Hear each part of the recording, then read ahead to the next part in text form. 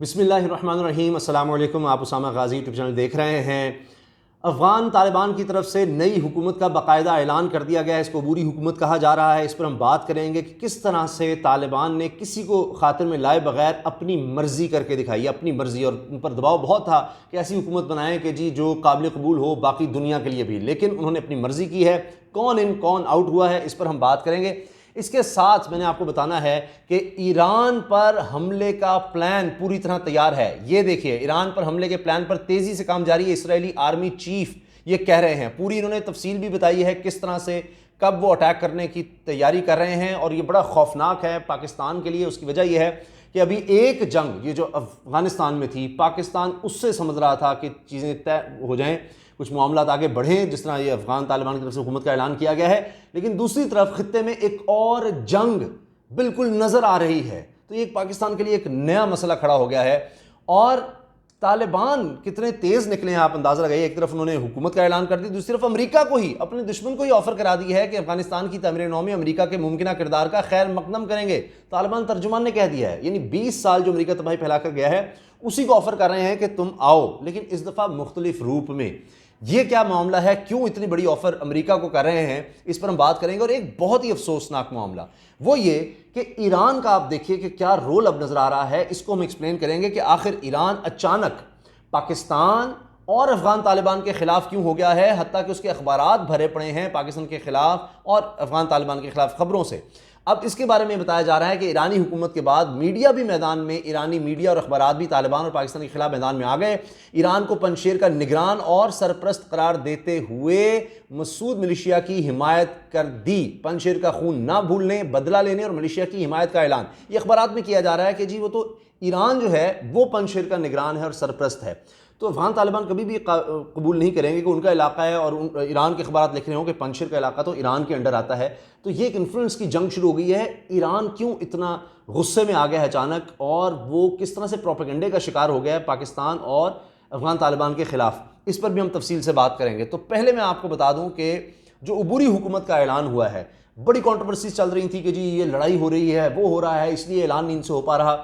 और आखिरी वक्त में एक तब्दीली भी नज़र आई है, और वो है कि जनाब मुल्ला मोहम्मद हसन अखुंद ये सरबराह होंगे, ये उबूरी सरबराह होंगे, और ये पहले भी बड़ी अहम पोस्ट पे रहे हैं। इनकी जगह पहले सोचा जा रहा था मुल्ला अब्दुल गनी बरादर, जो कतर में चीफ नेगोशिएटर रहे, उनको वज़ीर आज़म बनाया जाएगा। लेकिन अब मुल्ला मोहम्मद हसन अखुंद को वज़ीर आज़म बनाया गया है।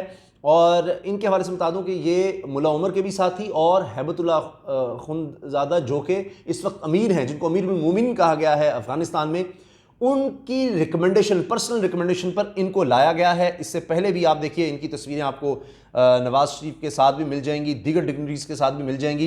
तो ये पहले भी कंधार में गवर्नर भी रहे हैं, वजीर भी रहे हैं, और जो तालिबान की रहबरी शुरा है उसके सरबराह हैं और मजहबी स्कॉलर हैं, और 20 साल तक तालिबान की जो शुरा है उसकी ये यानी सरबराही करते हैं, रहबरी करते रहे हैं। तो इसके अलावा मुल्ला मोहम्मद हसन अगस्त 1999 बतौर वज़ीर ख़ारजा पाकिस्तान का दौरा भी कर चुके हैं, जहाँ उन्होंने उस वक्त नवाज़ शरीफ से जो वज़ीर आज़म थे उनसे मुलाकात भी की थी। तो मेन चीज़ें मैं आपको बताता हूँ। मुल्ला याकूब आपको पता है मुल्ला उमर के बेटे हैं, वो वज़ीर दिफा होंगे, और कुछ और लोगों का भी मैं हवाला दे दूँगा। तो अब इसमें वज़ीर दाखिला भी, वज़ीर ख़ारजा भी, सबको लगाया गया है। और वज़ीर दाखिला का मैं आपको बता दूँ कि वो है सिराजुद्दीन हक्कानी, और जो आज तक मंजर आम पर नहीं आए, उनकी कोई तस्वीर आपके सामने नहीं है। तो अब लगता है कि वो भी मंजर आम पर आएंगे, और अमेरिका उनके शदीद खिलाफ है।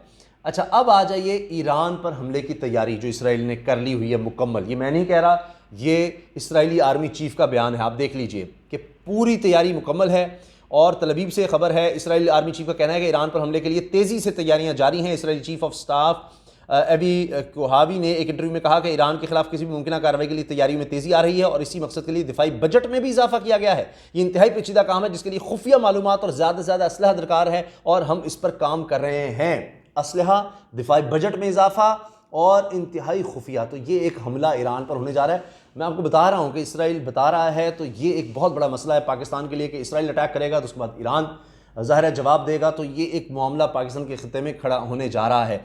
लेकिन मुझे ये समझ नहीं आ रही कि इसके बावजूद ईरान इस तरह क्यों कर रहा है कि पाकिस्तान और अफगान तालिबान के खिलाफ, यानी इसराइल तो उसके खिलाफ है ही, वो ये मामला क्यों छेड़ रहा है। उसकी मैं आपको कुछ वजूहात बता देता हूँ। एक तो ये कि ईरान को इस वक्त एक चीज़ ये लग रही है कि आप देखिए कि पाकिस्तान का अगर आप देखें तो पूरी दुनिया पाकिस्तान से राब्ते कायम कर रही है, पूरी दुनिया। अभी सऊदी अरब और यूएई ये इनके ताल्लुकात बड़े ख़राब हैं ईरान के साथ। इनके सरबराहान से वज़ीर आज़म ने गुफ्तगू की टेलीफोन पर, कतर के सरबराह से एक ही दिन में। तो ईरान को लग रहा है कि ये अफ़गानिस्तान का सारा जो मामला है इसमें, चूँकि ईरान भी उतना ही हमसाया जितना पाकिस्तान, तो ईरान बिल्कुल साइड लाइन होकर रह गया है। तो नेचुरली हर मुल्क को अपना मफाद अजीज़ होता है। एक तो वो चीज़ भी हमें नज़र आ रही है। इसी वजह से ईरान की वजारत ख़ारजा की तरफ से बयान आया कि जी पंजशेर में बैरूनी मुदाखलत हुई है, और इस हवाले से हम तफ्तीश कर रहे हैं कि बैरूनी मुदाखलत हुई है, और ये कि जी कमांडर जो मरे पंजशेर में उन पर अफसोस का इजहार किया और अफगान तालिबान से कहा कि जी मुज़ाकरात पर आएँ।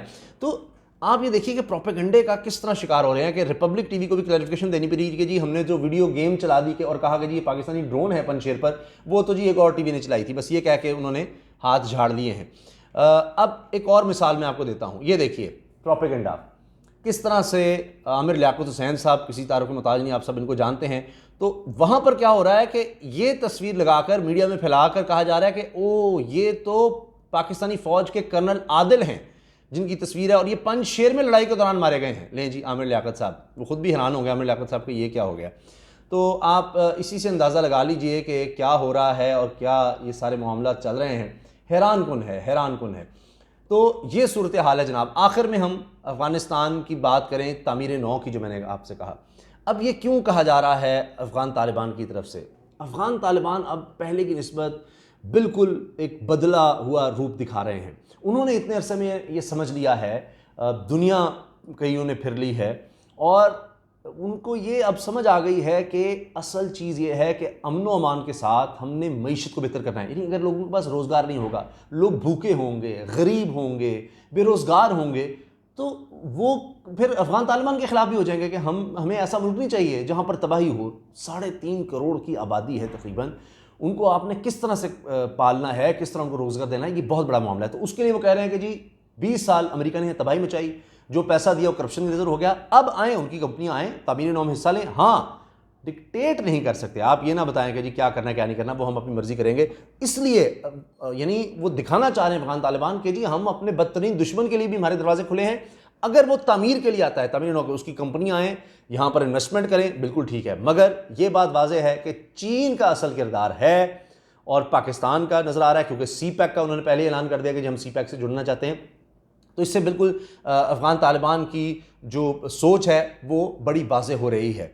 अच्छा, इसके साथ आप ये देखिए, चंद लोग मैं आपको और दिखा देता हूँ कि कौन कौन लोग शामिल हो रहे हैं नई हुकूमत में।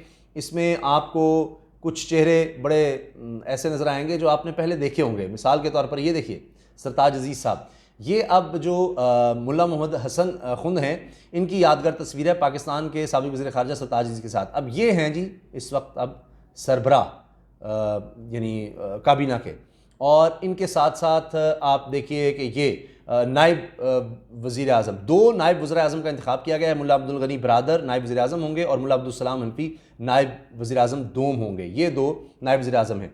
इनके साथ जनाब ये जो आर्मी चीफ का ऐलान किया गया, वो भी दिलचस्प बात है कि जो पंजशेर को लीड कर रहे थे, उनका नाम है अफ़गानिस्तान की हुकूमत में कारी फसीउद्दीन ताजिक। तो इस तरह सबको उन्होंने नुमाइंदगी दी है। तो तालिबान की सोच ये नज़र आ रही है कि जो लोग मुख्तलिफ़ कबीलों से ताल्लुक़ रखते हैं, मुख्तलिफ़ कौमियतों से हैं, उनको बीच में लाया जाए, ना कि अब्दुल्ला या हामिद करज़ई, जिनके लिए अमेरिका भी चाहता था, दीगर लोग चाहते थे कि उनको भी कोई ना कोई रोल दिया जाए। उनका फ़िलहाल कोई रोल नहीं नज़र आ रहा, लेकिन वो ये कह रहे हैं कि जी आगे चल के बाकायदा किसी हुकूमत का ऐलान करेंगे। अभी फ़िलहाल वाज़े तौर पर उन्होंने ये कहा है कि जी अबूरी सेटअप है, आगे भी कुछ लोग शामिल हो सकते हैं, लेकिन अभी किसी और को शामिल नहीं किया गया। अल्लाह हाफ़िज़।